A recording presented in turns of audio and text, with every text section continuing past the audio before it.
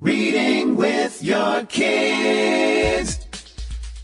Hey, so great to see you. Come on in. Hi, my name is Jedley, and this is the Reading with Your Kids podcast.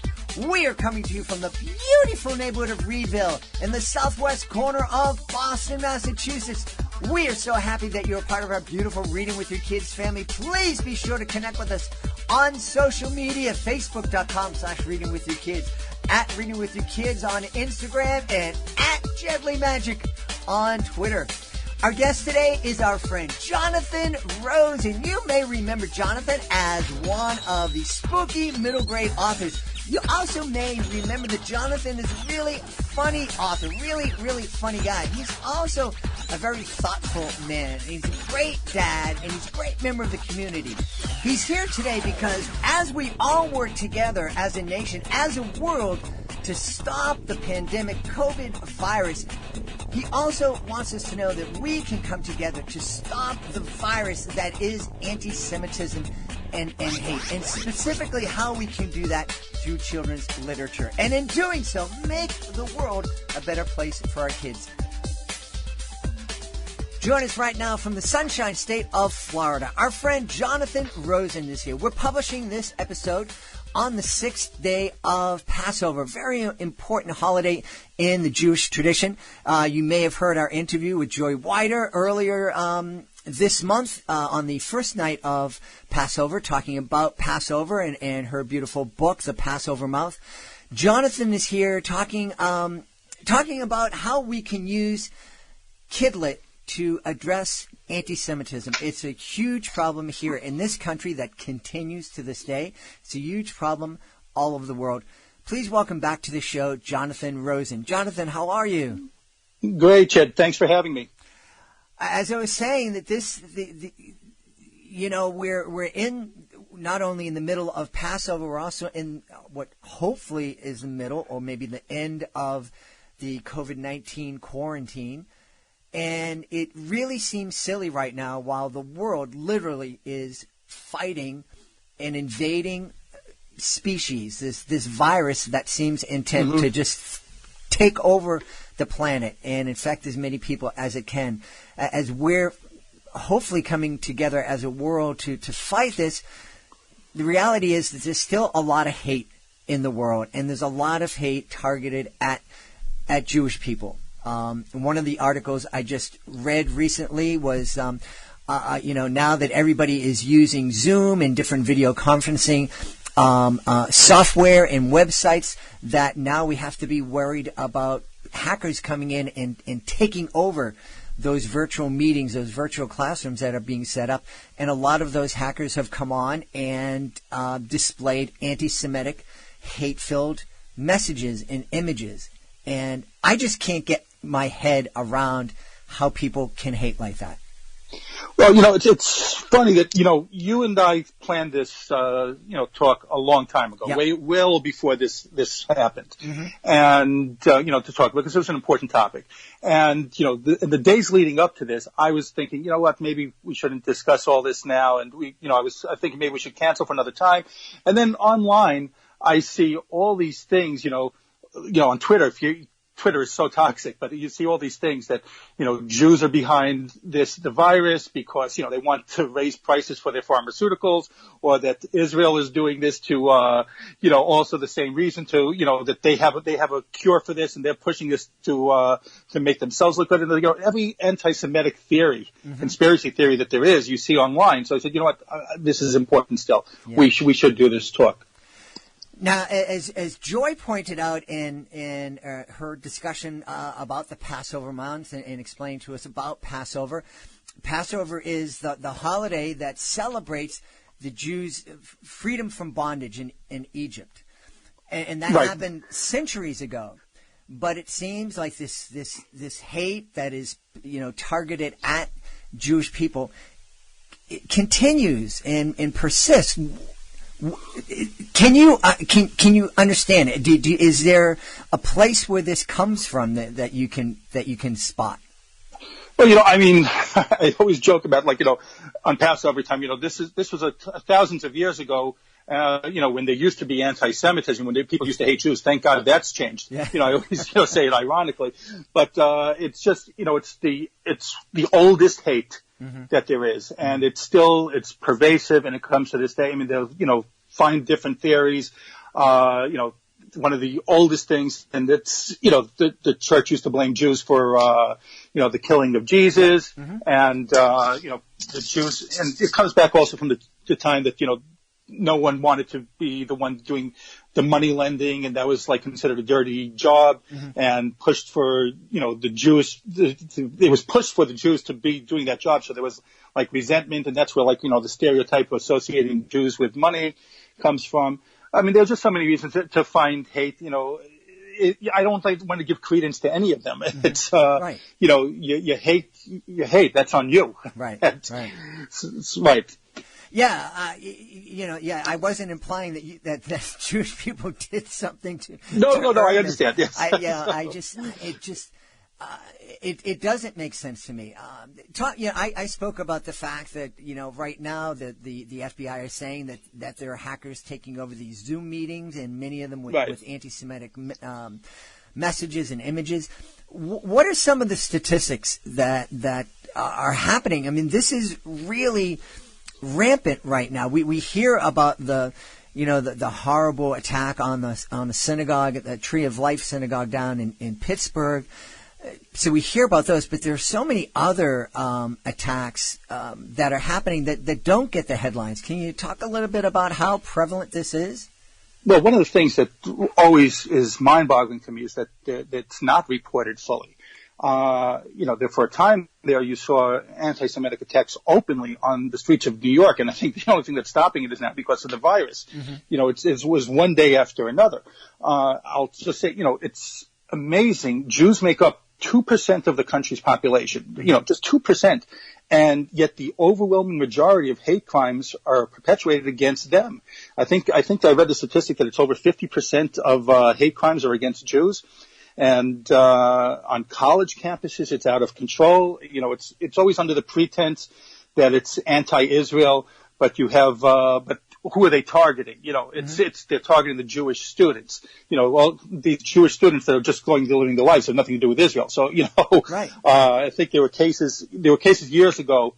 I know in Emory University in Atlanta was one, but there was also happened in colleges around me where Jewish students were put, eviction notices on their doors, under the pretense of Israel things. And so who are we targeting? It's not targeting, these Jewish students are not Israel. They're being targeted because they're Jewish. And, there's like students asked to take like an allegiance that they're not going to support Israel. This is just pure anti-Semitism. And, one of the things that bothers me the most is, the politicians. You have politicians who use openly anti-Semitic language, which enables their followers to do the same. And I'm not suggesting for 1 second that it's from one party. It's coming from people on both parties. People are only eager to point fingers when it's from the other party, right. Not theirs. And so it's like you're a Democrat and quick to point out on Republicans, or Republicans quick to point it out on Democrats, but are silent or look the other way when it's done by members of your own party, then really shame on you. There's no excusing it. It doesn't matter which party. I always say that, anti-Semitism knows no party affiliation. So, it's not a game. When Jewish lives are not a game to be played. So you have to be quick and cognizant to point it out anytime you see it, not just, when the other person does it. That's really amazing when that statistic that Jews make up only 2% of the population here in the United States. Talk about a minority. That's probably the smallest minority that we can point to, other than maybe a couple of island nations. But that's an incredibly small amount of people. And get the most hate, right? Yeah, absolutely. Yeah. We're talking about what can KidLit do to kind of fight this anti-Semitism. But before we talk about that, talk about what the kind of KidLit establishment has done that hasn't helped and has maybe made the situation worse. Well, I mean, look, I mean, I'm going by my own opinions here. So, I don't like to speak as a representative of Jews. I know how I feel. I know how a lot of other Jewish authors feel, because we discuss this a lot. I won't say anyone's name, but we just do discuss this a lot. But quite frankly, KidLit's not doing enough. And you have, for example, you have groups that support diversity in KidLit, but then push back against the inclusion of Jewish stories. I mean, we are own voices. We are diverse books. There is no smaller, population of, minority than Jewish people. Mm-hmm. And I said before, like I said, we're just 2%, and just for God's sakes. So when someone is saying we want to include this minority or that minority, but not you guys, you have to ask yourself why. Why the pushback against Jews? And I'm convinced of the answer, but you'd have to ask them. I'm talking about the same thing, this same topic. You had the Laura Ingalls Wilder Award, which was awarded to people in the field who had made great contributions to children's literature. So a couple of years ago, they changed the name to the Children's Literature Legacy Award because of depictions in Wilder's books which were construed as racist. Yet at the same time, that award was given to someone who has been accused of work tinged with anti-Semitic tropes. Now, why is that okay? Why is it, you cannot be racist, which you shouldn't be. No one should be racist, but there's no pushback against, something that people construe as anti-Semitic. And now, why is that disregarded? And I know many in the Jewish KidLit community asked that same question and were ignored. So you can't help but feel like, no one cares. Yeah, it's interesting. I've run into some folks, have seen some posts on social media that are, have completely dismissed all of the work of Dr. Seuss because there were one or two or maybe five images that were considered racist, and I can't wrap my head around that. No human being is perfect by any means. But that's, and you're right. We are incredibly sensitive, and that's a good thing. Like right now, people are very sensitive. If the president refers to COVID-19 as the Chinese virus, people get up in arms because they're afraid that Asian Americans, are going to be attacked. That's great. The same kind of caring needs to be directed at all peoples. No, I quite agree. I mean, that's what it's feeling. I know a lot of Jewish authors, but then again, like I'm no expert and things, but I know a lot of Jewish authors feel that we are being ignored and we don't matter. And why the pushback from everyone that wants to include, inclusion? The whole word is inclusion. We want to include, this minority, that race, but yet doesn't work that way with Jews. And again, there's only one reason why in my mind. So, you have all these groups that say that we value you, but not you guys. Mm-hmm. That's basically what it feels like is being told. Incredible. Go ahead. Yeah, no, and I said, I've spoken, I was talking about this world in KidLit. I've been told myself personally, and I know a lot of other Jewish authors have, that, make your books less Jewish. And I've been told this by some people, pretty influential people, too. Make your books less Jewish. I was working on a book, years ago, and I think it's getting a little bit better. But I still want to say that I've been, working on a book years ago about Jewish themes, and I was told, oh, this is good, but make it less Jewish. And the whole point of the book was using a Jewish, myth, a Jewish, theme. And and other authors have told me similar stories. And we've all been told the same, Jewish books don't sell. So, try to change it up a little bit for something that could sell better. And why is that okay? Why can't, a Jewish story be told? Right. Yeah. My mind is boggled. Hearing this is so hard to believe. It's just like it's really hard to believe when folks say that the Holocaust didn't happen.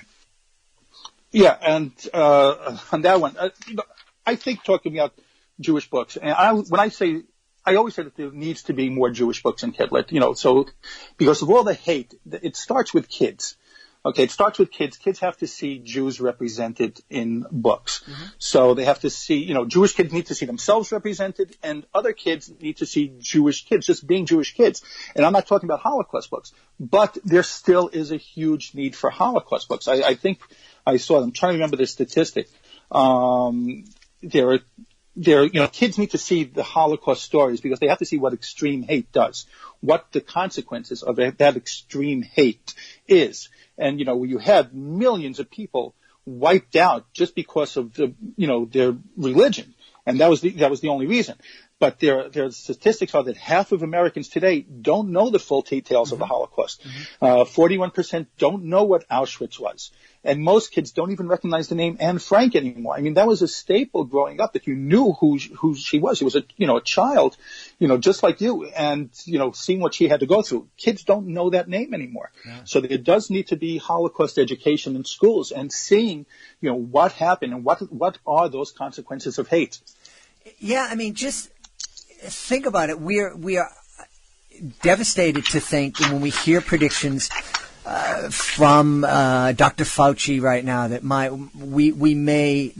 may be 100,000 deaths caused by COVID-19 here in the United States, and that's a nightmare to think of. It's numbing. Yes, it's unthinkable, and it's horrible. And hopefully, everybody out there that's listening is staying inside, doing what we can to flatten the curve and to stop the spread.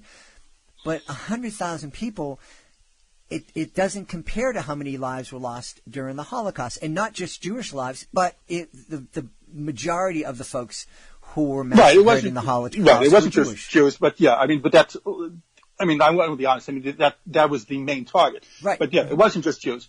Of course, the Nazis killed, when whoever they targeted as an enemy of theirs, or whoever they didn't like. But yeah, so it's numbing. These numbers that we're throwing out are numbing. But I think there was the documentary, and you see the documentary. There was one called Paper Clips, I believe it was, that it showed you that the teacher asked the students to collect. There was 6 million paper clips, and you can't even fathom how that number. It doesn't make sense until you start seeing it in front of you, just how many those are. And one of the Nazis felt, one of the things is that, one murder, that was the thing, one murder is just, that's horrible. But, the more you do it, it's just a statistic. Right, right. One of the things that we've talked about here a lot on the podcast is, we're celebrating own voices, and we're celebrating diversity in KidLit, and we're talking about the importance of kids seeing themselves in the pages of books. And I absolutely back that 100%. But every time I say that, and every time I say, yes, it's important for African American kids to see themselves in the pages of a book. It's important for Latin kids to see themselves in the pages of the book, and Asian kids and Native American kids. But it's also I think it's even more important for white kids to see black kids in the pages of a book, and Latin kids and Asian kids. And it's important for Asian kids to see white kids and Latin kids and Native American kids, because that's the way we get to know each other. That's the way we kind of cancel out that fear that is caused by the unknown.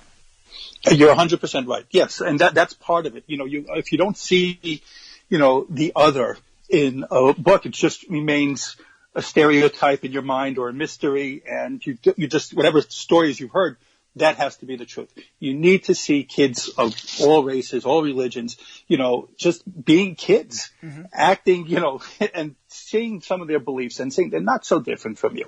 Right. And those things that are different are things that to be embraced. Everyone has different beliefs, and there needs to be that. And I agree. Every kid, every child of every nationality, of every race, religion needs to see themselves in a book. Yeah.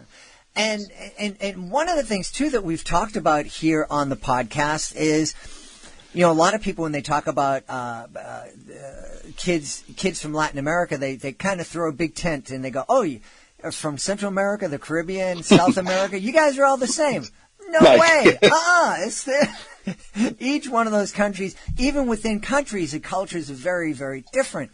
And that's the same with Jewish folks. You may be a very small percentage of the population, but within that small percentage, it's a very diverse community. Absolutely. Again, I'm just going on my beliefs. Ask someone else who's Jewish, you might get different answers. But, to me, it's besides being a religion, we are a linked people. We're an ethnicity. And I do believe, it's like I always talk about the Jewish race, where we're all linked. Jews in other states, like I mentioned before, things that I see happening in New York. And, it's just, abhorrent to what's happening. There, Jews were openly attacked on the streets, but the majority of which were the Orthodox Jews, so they're visible. Mm-hmm. You see the difference. But you have to believe that, to me, if it's happening to a Jew in New York, it's happening to me. If it's happening to a Jew in other countries, France, England, any of the countries in Europe, where Europe is, as bad as things are here, Europe is a cesspool. It's so much worse than here. But if it's happening to a Jew there, it's happening to me. And when I see the ultra-Orthodox being targeted, the same thing. They're just saying it because if you're Jewish, they don't care. That they just do it because those are the visible Jews. Mm-hmm. But if you don't feel that way, that's part of you, then you need to wake up. They're being attacked first because they're the most visible, like I said. But anti-Semites don't care if you're not as Jewish as someone else. They hate Jews, period. Once they're done with the ultra-Orthodox, they're going to keep going down the line. So, we could disagree with each other on certain beliefs, a degree of beliefs. Mm-hmm. But if you're Jewish, you better be there for other Jews, for their defense as well. Because, we're all one people.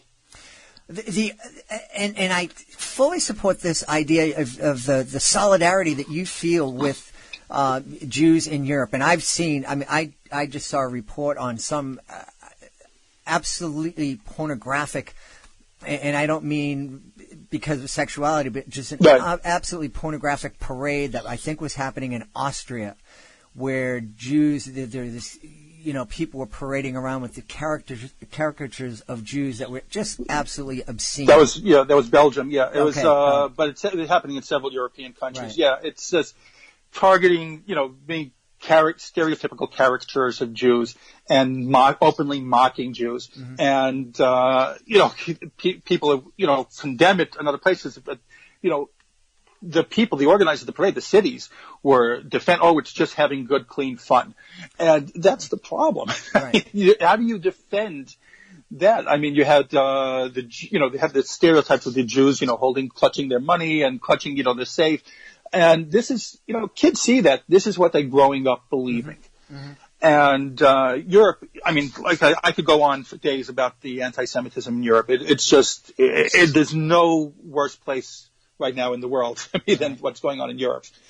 But, that has to change. Yeah, well, one of the other things that has to change, too, is, I love, as I was saying, I love the solidarity that you are feeling with your Jewish brothers and sisters in Europe, with your Jewish brothers and sisters in New York.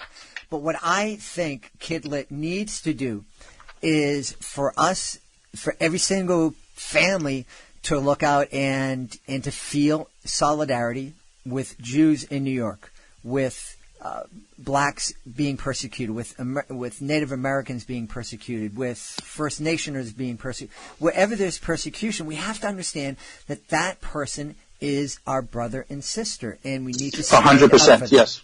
Yeah. Yeah. Go ahead. I'm sorry. No, that's just, that's one of the reasons I created this podcast, is just because we as parents, as our kids' first and most important teachers, if this is a message that we can start to share with our kids when they're sitting on our laps, reading the picture books and talking about books when they're 4 and 5 years old, if this is a message that we can get across to them through the beauty of picture books, and that time when we're snuggling with them and we're reading a book about kids who are different, and we're like fascinated by the different customs and the different colors and the different music and the foods, and we're celebrating that diversity, we also need to celebrate and help our kids understand that person, that diverse person, is also our brother and sister, and they need our respect and our love.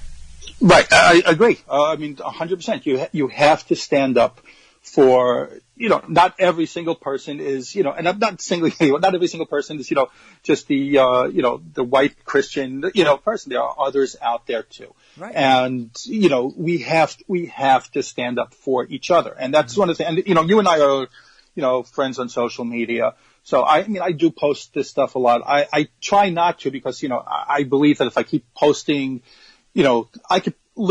frankly, I could post every single day about an anti-Semitic attack. But, I try not to because then I think people start tuning that out and, rolling their eyes a little bit like, oh, again. So I try not to post every single day. But, sometimes you have to send that reminder out there that this is happening. Right. And, if I'm supporting, against racism, if I'm there to help, stand up against this, I expect back too. I expect, against when my people are being attacked, the same thing, like you just mentioned. So, it is out there. It's happening frequently. And, racism's out there. It's happening frequently. We have to stand together. You're 100% right on that. Yeah.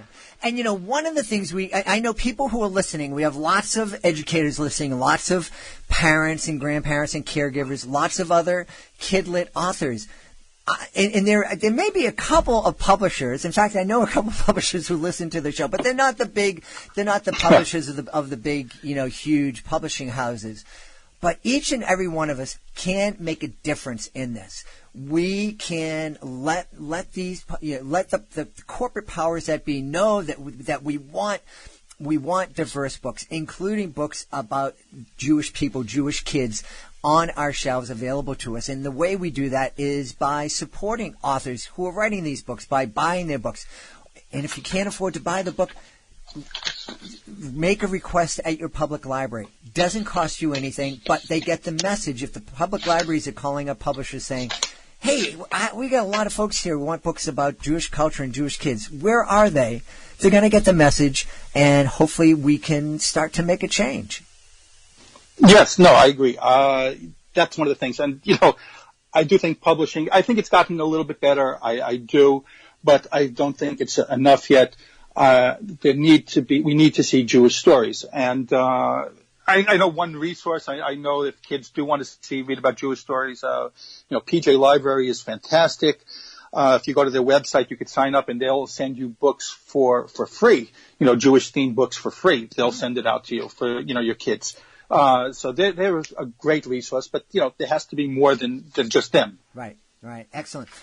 Well, now that we know where we can get some great resources, if we want to know Jewish stories and get some free books from PJ Library, you said, right?